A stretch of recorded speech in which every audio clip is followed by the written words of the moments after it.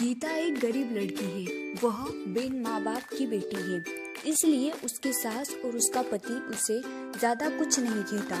गीता के घर में गीता की ही चलती थी। वो जो कहती थी उसकी सास और उसका पति बिना कुछ कहे मान लेता था, क्योंकि वह एक बिन माँ बाप की बेटी थी और उसने शादी से पहले बहुत दुख दर्द सहा था।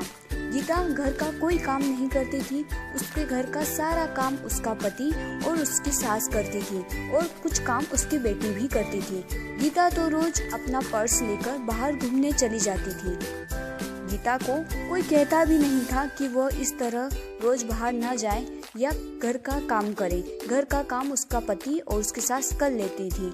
लेकिन एक दिन उसके पति को उसकी सास ने कहा कि बेटा, गीता को ना रोको टोको तो उसको समझाओ कि इस तरह रोज बाहर जाना सही नहीं होगा।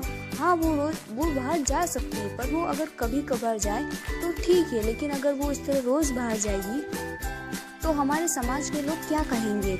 ये सब सुन के गीता का पति बहुत परेशान रहने लगा।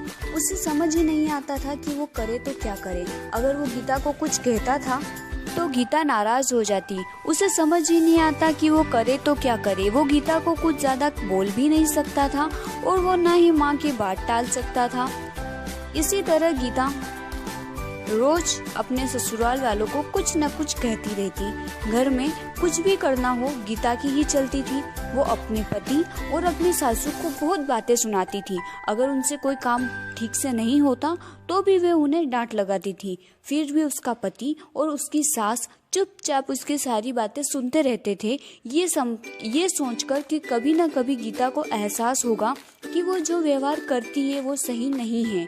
हम उसे लाड़ प्यार करते हैं, इसका मतलब ये नहीं कि वो हवा में उड़ने लगे। पर ये बात कभी उसके ससुर ने और उसके पति ने उसके मुंह पर नहीं कही। उन्हें सिर्फ इसी बात का विश्वास था कि कभी न कभी उसे इस चीज का एहसास होगा। एक दिन ऐसे ही गीता अपनी सहेली रश्मि से मिलने जाती है। वो दोनों काफी दिनों के बाद मिलती है। रश्मि उसको सारी बातें बताती है कि कैसे उसकी सासू उस पर अत्याचार करती है और उसका पति भी उसकी सास की मदद करता है, उसे कुछ नहीं कहता। उसकी सास उसके पति को उसके खिलाफ भड़काती भी रहती है। वो चाहे कितना भी काम कर ले, कितनी भी अच्छी तरीके से घर की सारी साफ सफाई करे, सारा काम करे, फिर भी उसकी सासू उसमें नोकझोंक निकाली देती थी और उसका पति भी उसकी माँ का साथ देता था। जब ये बात रश्मि ने गीता को बताई तो गीता को एहसास हुआ कि वो तो अपने पति और अपने सासू के साथ इतना बुरा व्यवहार करती है, घर का कोई काम नहीं करती, फिर भी उसकी सासू और उसका पति उसे कुछ नहीं कहता। वो उन्हें बार बार छोटी छोटी चीजों के लिए हजारों बातें सुनाती है, फिर भी उसके सासू ने उसे कभी नहीं डांटा। ये सुनकर गीता को अपनी गलती का एहसास होता है और वह घर जाकर अपनी सासू के सामने रोने लगती है। उन्हें सब बात बताती है कि उसे उसकी गलती का एहसास हो गया है कि उसने कितना गलत किया।